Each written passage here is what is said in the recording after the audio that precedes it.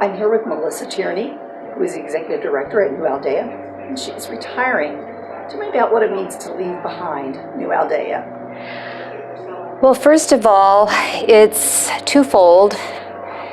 It's exciting, but it's sad.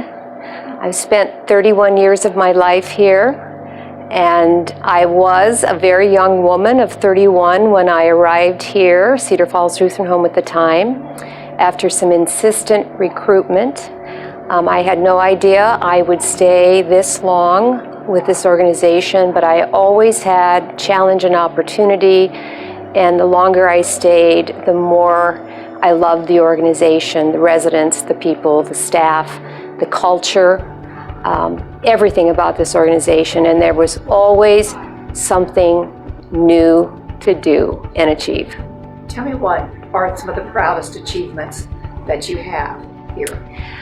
I think collectively, because it's never just one person, but I think working with board, volunteer, and staff on some of our major initiatives, such as the Main Street facility, which was a rather bold effort at its time, not always understood, but we really had a vision of wanting to help people live better and to normalize living for people, and that their age could not necessarily define that.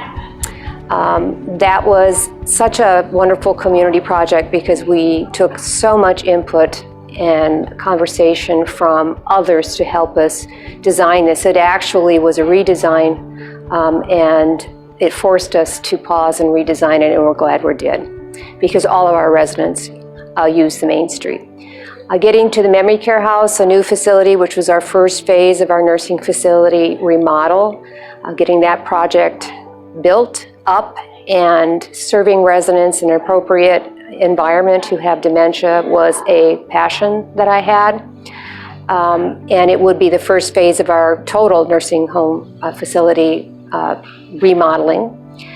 I think there's been small projects along the way. We have our Faith and Friends garden and our chapel remodel, which is absolutely beautiful.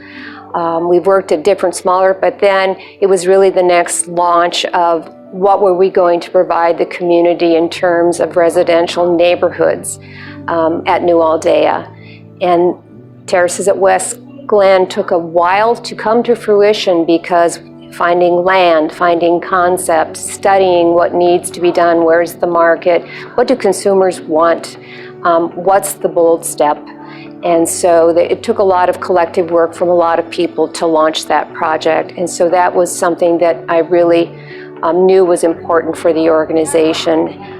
And we patiently worked for 7 years to find the land and begin that project. How has the philosophy of retirement communities changed in the 31 years that you've been here? Tremendously.